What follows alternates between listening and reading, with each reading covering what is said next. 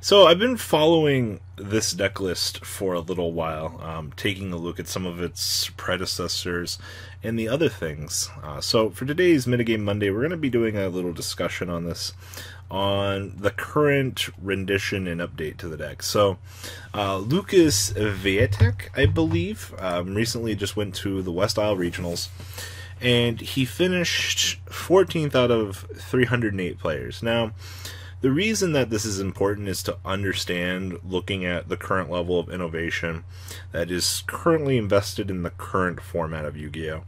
And let's be real here for a second. We're still knees deep in fucking spiral shit. We don't have Electromite to spice things up yet. They've kind of been everywhere. Now, Lucas has been working on this for a little while. Like I said, 14th place isn't anything particularly, it's not a top 8, but the level of innovation that has been going into this, and the fact that, like, it still definitely goes to show that you can go X2 with literally what you want to play, still incredibly nice. Literally, it is True King, Frog, Windwitch, Spellbooks of the deck, which is literally just, fuck it, let's put every goddamn engine into the same build and give it a shot. So let's go through the deck profile here, and we'll do a rundown of the matches for you guys, along with kind of shuffling this up and trying to figure out how the fuck this clusterfuck of a train wreck works. Now, when I say it's a clusterfuck, I mean, like, this is one of those things that, like, it looks incredibly terrible on paper, and your application in theory, well, congratulations, like, it works. You know, typically if it looks good on paper, it's not going to perform. And usually if it looks like shit on paper, like absolute bleh, it's got to work, because it's just how Yu-Gi-Oh! Works in this current day and age. So, 1 Gofu, triple Dupe Frog, triple Marimane the True Draco Phoenix, just a searchability here, 1 Maxi, 2 Ronin Toden, 2 Blue Boy, triple Swap Frog. We have triple Bathomus, the good one. And then, of course, triple Vortex Trooper. This is a new one. This card's normal summoned. Shuffle 2 other cards from your hand into your deck, and then draw 2 cards. And this card's destroyed. You get to draw 1. Actually, this just kind of takes up your normal summon and fixes your hand for terrible monsters. And then we've got a little Windwitch engine here of 2 Glass Bell, triple Ice Bell, and 1 Snow Bell. 1 Disciples. Interesting. Triple Diagram, 1 Soul Charge, 2 Knowledge, 2 Secrets, triple Terraforming, and 1 True King's Return.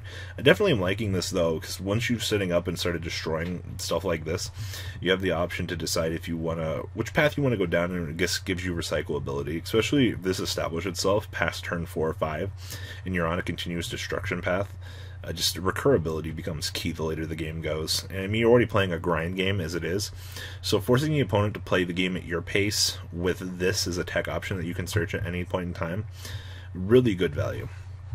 The extra deck, Crystal Wing, of course, 1 Winterbell, 1 Yazi, 1 Interblefnir, triple Totally Awesome, 2 True King of All Calamities. Actually, it looks like he was sitting in for the long haul with this, considering he's playing multiple copies. 1 Decode, 2 Link Spider, 1 Mrs. Radiant, and 2 Miss Starboy. Side deck, 1 Gamma Seal, 1 Sphere Mode, 2 MST, 1 Raigeki, triple Spell Shattering, 2 Anti-Spell, triple Heavy Storm Duster, and 2 Mind Crash for those fucking evenly matched. Really interesting to note, no evenly matched, so you don't have to worry about that. No Ash Blossoms. So if you're a budget player and you wanted to go down this path, there is nothing in this deck that should be effectively costing you any real amount of money. And that's really good for budget players. I mean, Diagram's going to be it, but I mean, they're what? A set of these is going to cost you the same of price as Ash Blossoms. So if you haven't wanted to spend money, like, this isn't a bad route to go down until we get a possible ban list. So I like the innovation of what goes into stuff like this. Now, Lucas's matchups. Round 1 was against Pendulum Missions. He 2-0'd him. Said game 1 he was able to get over double Omega by preventing the trap from sticking around. Game 2 he had Crimson Blader, which surprised me and made my day rough. But he was able to pull it out with Frogs, which is really good for dual functionality. I was talking about that earlier. Like, if particularly since you got so much shit going on in one deck. Like, cool, this shuts off and this shuts off, but you still got frogs. You know what frogs make? This asshole. And shit like Miss Starboy, like, you should have no problem. Game 2, he was 1-0 against Lightsworn. Game 1 took 45 minutes trying to play through Snow's Lost Winds, yeah. Evidently, VFD was able to put in a lot of work, which it should. It's a true king.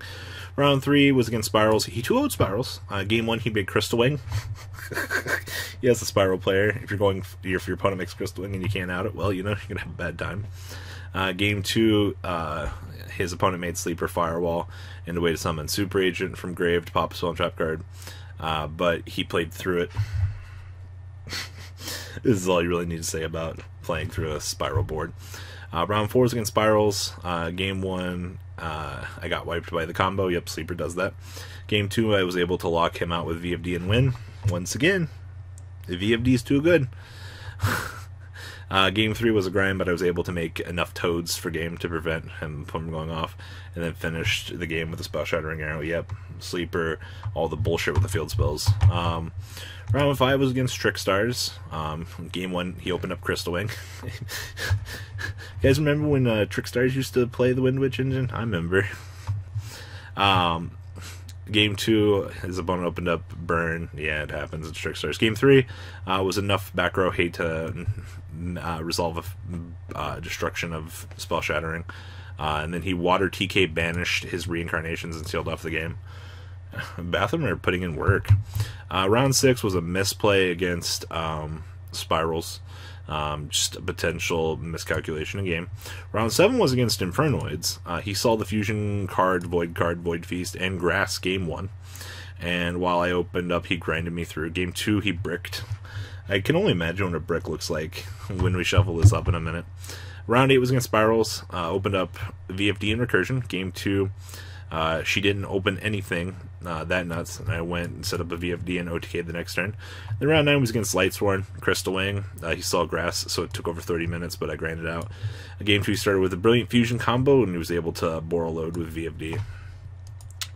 Yeah, that's it's not bad at all.